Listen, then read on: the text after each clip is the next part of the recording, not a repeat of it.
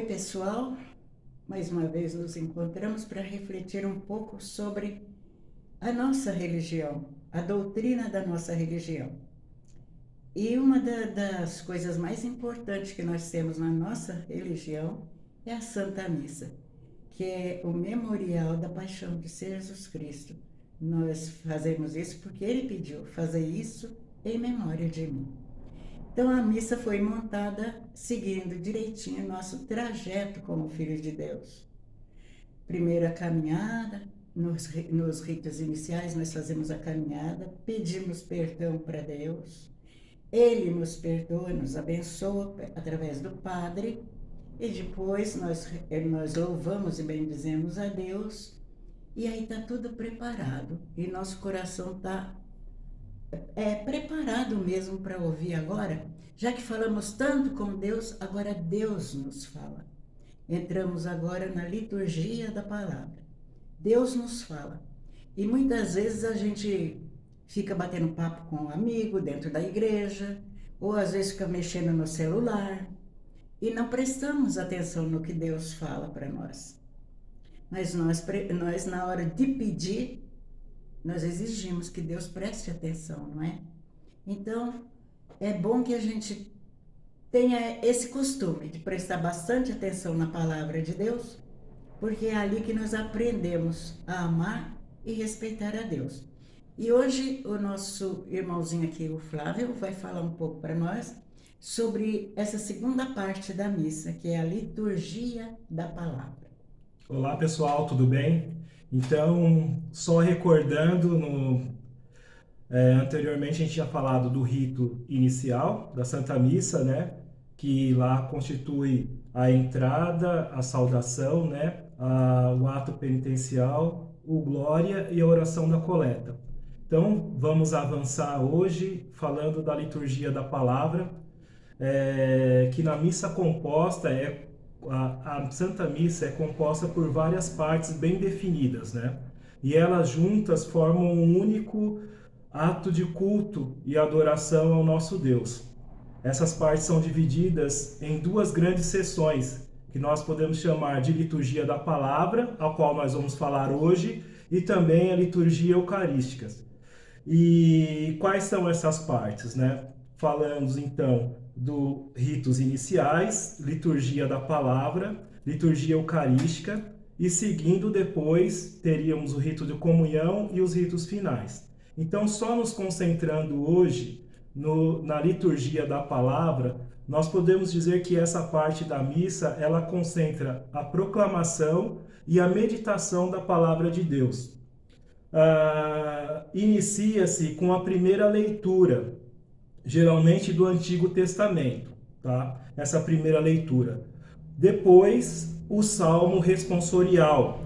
É um salmo ou cântico bíblico que responde à primeira leitura. Então, ela sempre vai corresponder à primeira leitura. Depois, temos a segunda leitura, que geralmente é uma epístola. Epístola significa carta, né? É uma carta do Novo Testamento, que nós fazemos a segunda leitura, então, somente nos domingos e nas solenidades. Depois da segunda leitura, nós seguimos para aclamar ao Evangelho.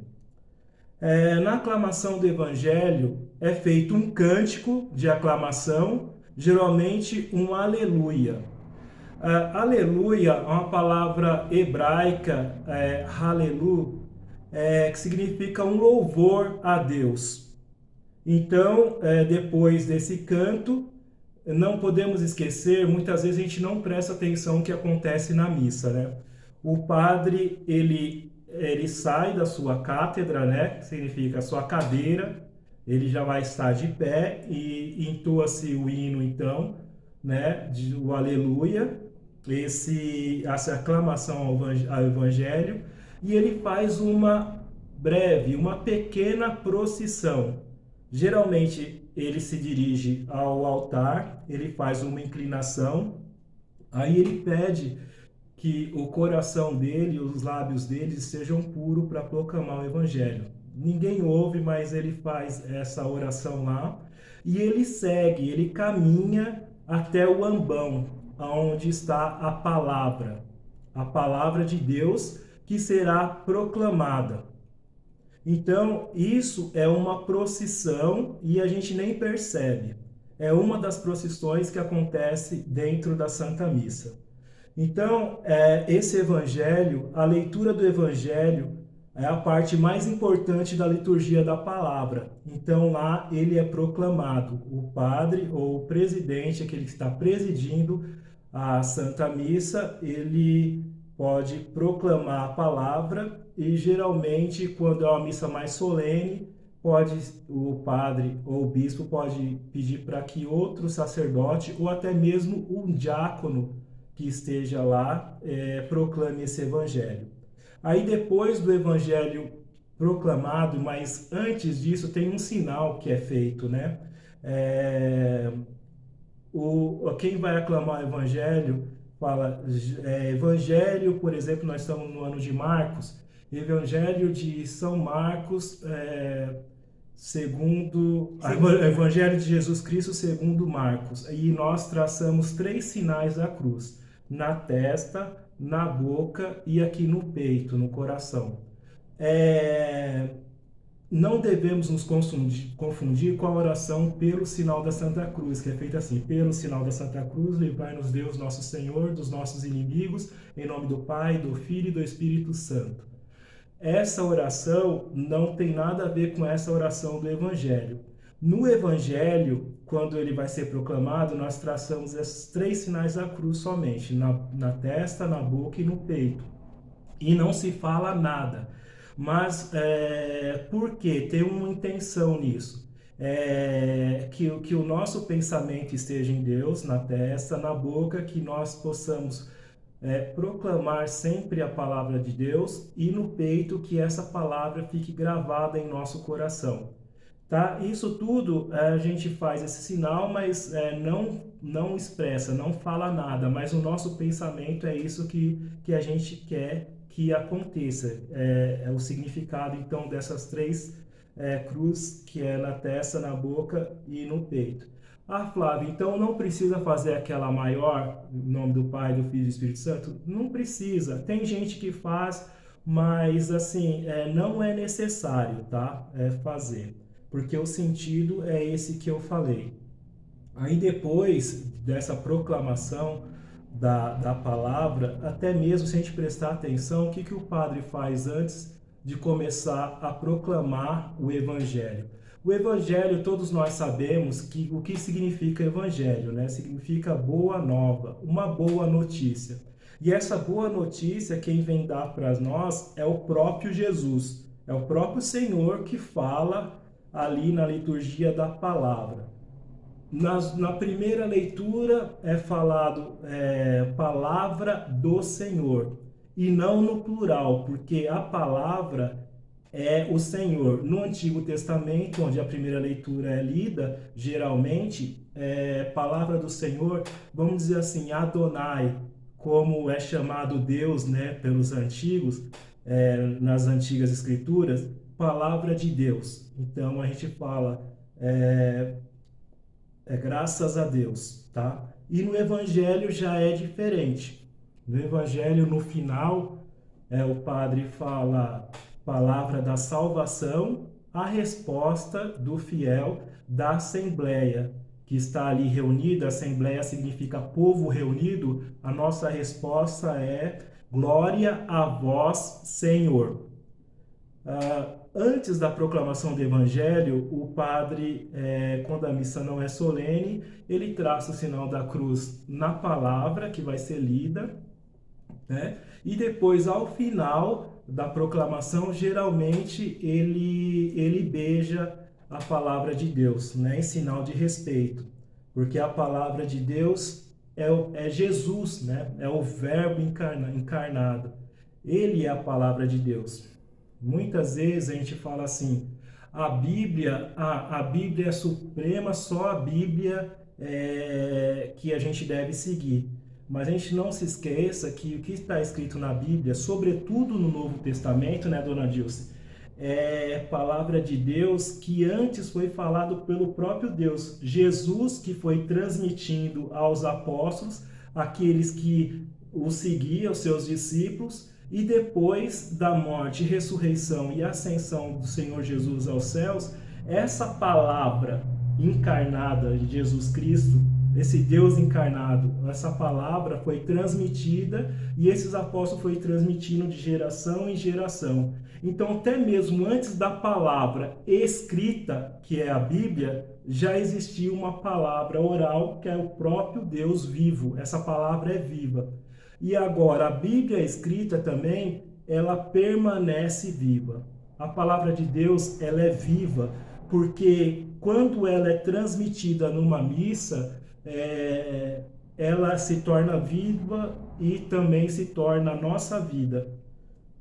Interessante, né, dona Dilce, eu não sei, que às vezes ela já ouviu dizer, tem pessoas que não entendem muito e às vezes com razão, né, por falta de alguém que explique, né, às vezes até mesmo por falta de perguntar, que a missa é sempre a mesma coisa. O que a senhora tem a dizer sobre isso? Aquelas pessoas que, mas sempre a mesma coisa, é um senta, levanta, um ajoelho, fica de pé, um senta de novo. O que a senhora tem a dizer com isso? Então, os gestos falam muito da nossa vida. Em primeiro lugar, eu vou explicar os gestos. Por exemplo, se você olha para uma criança e abraça, é sinal que você gosta da criança. Se você dá um beijinho, é sinal que você ama essa criança. Se a mãe olha para ela e sorri, ela sabe que a mãe está satisfeita. Se a mãe olha com cara feia, ela sabe que é hora dela ficar quieta. Então, o gesto fala muito da nossa vida. E na missa, a gente vai observar várias vezes os gestos. Como eu expliquei na entrada, nós ficamos de pé porque nós fazemos parte espiritualmente daquela procissão que está entrando. É em sinal de atenção. Quem fica de pé é sinal de atenção, de acolhida do que está acontecendo. Quem fica sentado é sinal de conforto para compreender melhor o que vai ser explicado. Ou então, simplesmente para você absorver o que está acontecendo. E ajoelhado é sinal de adoração. Aí é só no momento da Eucaristia, não é? Na consagração. Quando a gente termina de comungar mesmo, não é preciso ajoelhar. E sabe por quê? Porque você recebeu Cristo, Ele está com você. E você está ajoelhando diante de quem? Dele mesmo? Então, não é necessário, mas se a pessoa ajoelha, não é errado, não. Pode ajoelhar, que é sinal também de humildade. Humildade diante de tudo aquilo que foi ensinado. O Flávio falou sobre a palavra que não muda. É a única palavra que serve em todos os tempos. Vocês leem a história do Brasil, ela serviu naquele tempo. E a gente só lembra dos heróis daquele tempo e nada mais. Ela não serve de estímulo para nós hoje. Já foi aquele tempo da República, da proclamação da independência, da República. Então, isso já não interessa para nós, porque já aconteceu e aconteceu. Agora, a palavra de Deus é diferente. Ela falou nos antigos e fala para a gente até hoje, né? Sim. No nosso tempo, na nossa língua, nas nossas necessidades. Então, a palavra de Deus, ela é viva por isso. Ela não morre. Ela está falando hoje para nós, na nossa realidade, e ela vai falar para daqui até um século ou mais até, ela vai falar para as pessoas daquele tempo. Para as dificuldades que estão passando, pelos projetos que devem ser feitos. Então, a palavra de Deus é viva. E nós devemos absorver essa palavra. Porque depende de nós transmitir para os nossos filhos, para os nossos conhecidos, para quem a gente ama. Entende? E além, acima de tudo, não é só falar a palavra. É viver. É viver. Por isso a palavra de Deus é vida. E se eu não transformar a minha vida, não vai adiantar nada. Se essa palavra chega em mim e não transforma em nada. A palavra de Deus tem que transformar a minha vida. Eu devo ser testemunha da palavra de Deus. Testemunha de Jesus Cristo. Muito bem. E não só viva, a palavra ela é atual, então, né, dona É Dilce? atual. Ela vai servir para todos os tempos até que Jesus volte, né? É Até, promessa dele e até que ele volte, essa palavra vai ser viva e atual para as pessoas do seu tempo.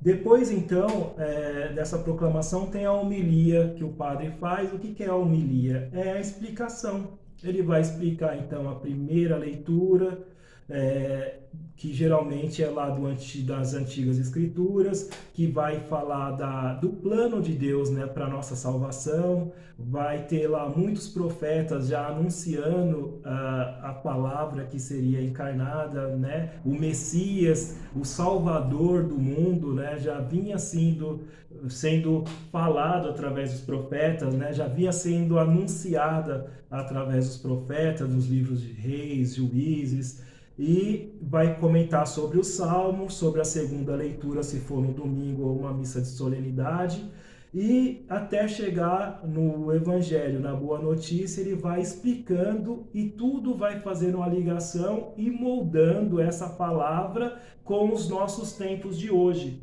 com a nossa vivência de hoje, com a cultura do povo que está ouvindo, que está participando dessa Santa Missa. Então, a missa também, assim como a palavra é atual, né, dona Dilce?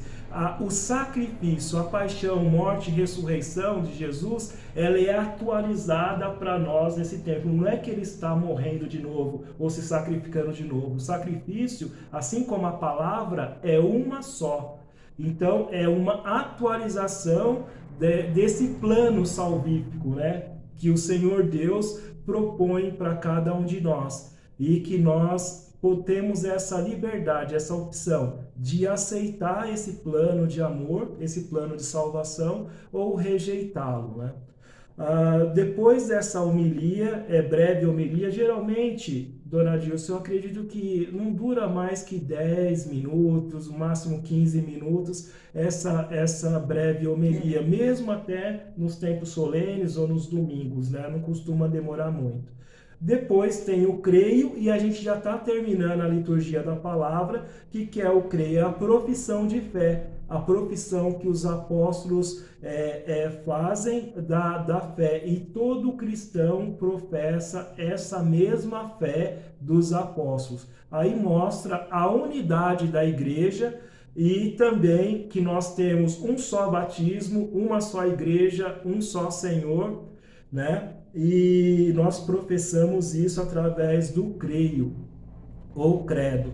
Temos dois tipos, né? O credo de niceno-constantinopolitano e o de Nicéia, que é um credo mais breve.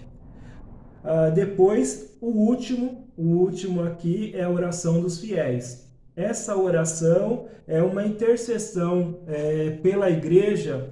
A igreja intercede, o fiel, nós que estamos ali reunidos em assembleia, nós intercedemos pela igreja, pelo mundo e pelas necessidades de todos nós, de todos os fiéis, necessidades da comunidade, da paróquia, da diocese, da cidade, do país, né, dos governantes. Então, nós fazemos essa oração de intercessão. E aí finda a liturgia da palavra. Falando um pouco mais dessa liturgia, qual a importância, então, né, dona Dilce, da liturgia da palavra? A liturgia da palavra é essencial para a celebração eucarística. Ela constitui a primeira parte da missa, junto com a liturgia eucarística, onde Deus fala ao seu povo através das Escrituras. A palavra proclamada é viva e eficaz, como nós já falamos aqui, e atual também. É Cristo que fala quando as Escrituras são lidas na igreja. Isso está de acordo com o Catecismo da Igreja Católica, lá no capítulo 1349. Então, a estrutura da liturgia da palavra, que nós já vimos, então, só para a gente recordar, essa parte, né, essa estrutura da liturgia, ela concentra-se na proclamação e meditação da palavra de Deus. A estrutura da liturgia da palavra, então, como a gente já viu, só para recapitular, é a primeira leitura, salmo responsorial, segunda leitura, nós temos a aclamação do evangelho, o evangelho, a homilia, que é a explicação dessas leituras, depois nós temos a profissão de fé e a oração dos fiéis. A gente pode falar um pouco mais, Dona Dilce, eu acho que já está 20 minutos, a gente pode falar um pouco mais da unidade entre palavra e sacramento e a participação dos fiéis. Contudo, eu acho melhor a gente falar sobre a participação dos fiéis.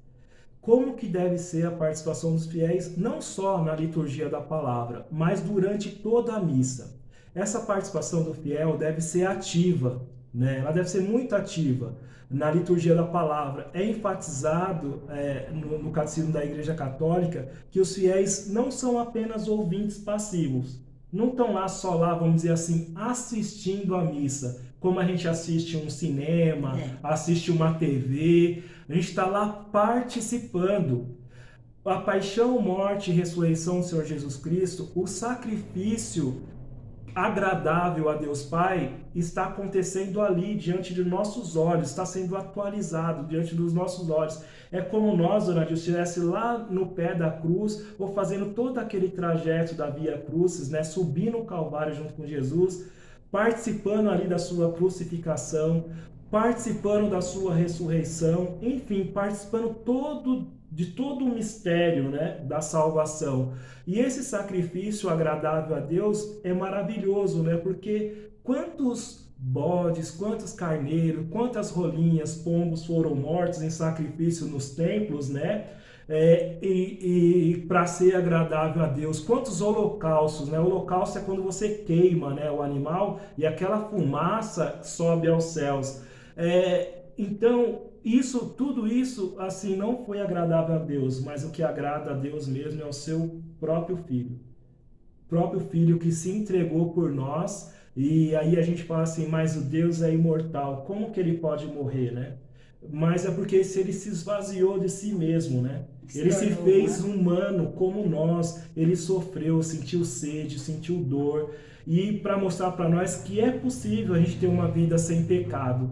Mesmo que a gente peque, ele está lá também, instituiu o sacramento da confissão para que a gente restabeleça a graça santificante em nossa alma e sejamos imagem e semelhança de Deus. Porque imagem nós somos, mas muitas vezes a gente não somos semelhantes a Deus porque nós não agimos como Deus age, né? Com amor, com misericórdia, com humildade, assim como Jesus fez. E ele se fez homem para mostrar para nós que é possível. É possível, sim, se a gente se empenhar, fazer um pouco de esforço ou muito esforço. Para uns é pouco, para outros é muito, para outros é demais, para outros é impossível, né? Esse esforço, mas a cada um de nós é dado essa graça de participar da comunhão com Cristo, desse sacrifício, né, agradável ao Pai. Não pensa que só Jesus lá, Deus se alegra também quando nós unimos o nosso sacrifício ao sacrifício de Jesus, né, e é elevado ao Pai. A missa sempre é um louvor a Deus Pai. Todas as orações, se você prestar atenção, vai tudo ao Pai, tudo é direcionado ao Pai, né? O próprio Jesus se posiciona. Porque ele é quem celebra, né? É Jesus. Ele celebra a si mesmo em oferta a Deus. Naquela hora, com Cristo, por Cristo. Então. E em Cristo. É muito bonito, é muito lindo demais. É linda essa liturgia, e a gente pensa viver isso no céu. Aqueles que falam a missa é chata, é sempre a mesma coisa, vai achar o céu muito chato, né? Porque o céu é uma maravilha mais completa ainda que essa missa, que a missa, né? A missa é um encontro do natural com o sobrenatural. Os anjos todos descem ali no presbitério, junto do altar ali, para celebrar o Cristo que é entregue por nós, né? O corpo de Cristo, lá está o Senhor, corpo, sangue, alma e divindade, que ele vem para o nosso meio e assim, E aí, uma pergunta que eu tinha também, né, dona Dilce? A gente não reza, não creio. Creio em Deus Pai Todo-Poderoso, Jesus Cristo, que está sentado à direita do Pai, né? De novo há de vir em sua glória e tal. Mas se ele está sentado à direita do Pai, ele pode estar no altar e se entregando? Ele é onipotente, onisciente e onipresente. Sim, E esse onipresente quer dizer que pode estar em todo lugar ao mesmo tempo. Ele está aqui entre nós três. sim. Mas ele está lá na igreja, com o padre lá falando. Ele está numa outra casa onde está rezando e pedindo a Nos proteção. sacrários do mundo inteiro. Então, E é engraçado que eu já entrei já na liturgia eucarística. Isso aí é vocês que estão nos assistindo agora. Não perca então o próximo episódio, será sobre liturgia eucarística. Eu tentei entrar um pouquinho aqui, mas eu não vou me aprofundar muito. Vamos voltar aqui. Então essa resposta aí a dona Dilce deu uma palhinha. E aí da liturgia eucarística a gente vai explicar como isso acontece. Se Jesus está no céu sentado à direita do Pai, como se ele pode se fazer presença na mesa eucarística, né? Dando em comunhão a todos aqueles que o procuram, né? Porque ele mesmo diz, isto é meu corpo, isto é meu sangue, né? Para a gente comer e beber deste sangue dele. Aquele que bebe, que comunga o corpo e sangue, que come, que bebe o sangue de Jesus, ele tem parte com ele, né? por um segundo, enquanto seu pensamento está todo envolvido naquele amor de Jesus, você é um Jesus junto com ele, você também é santificado. É que depois o nosso pensamento já se esvazia, né? É uma pena. Mas E para terminar, então, acho que temos algum... Se fosse falado, né, disso, a gente poderia ficar aqui 1 hora, mas já vamos terminar já. E se ficar alguma dúvida, a gente retoma no próximo encontro. Ou no próximo, então, quando a gente terminar de explicar nisso, a gente faz um apanhado geral, para, né? Reafirmar no coração. Então, a leitura e explicação da palavra, falando da homilia, né, do padre, ele aborda a importância da leitura digna e adequada das escrituras durante a liturgia. Que a leitura, ela deve ser clara, né? Isso, quando vai se proclamar e ler as leituras lá na missa, que são lidas na missa, ela deve ser clara, para que a palavra de Deus seja compreendida, né, dona Dilce, meditada pelos fiéis, né? Então, enquanto a gente vai lendo, vai ouvindo aquelas leituras, a gente vai meditando. E a explicação através da homilia deve ser fiel à doutrina, né, da palavra e ajudar os fiéis a integrar. Isso é muito importante. Ajudar a integrar a palavra em nossas vidas diárias, nossas vidas cotidianas. Então, quando eu dava catequese para crianças, eu explicava para eles que no primeiro passo da missa, nós louvamos a Deus, nós pedimos perdão, nós queremos ser perdoados.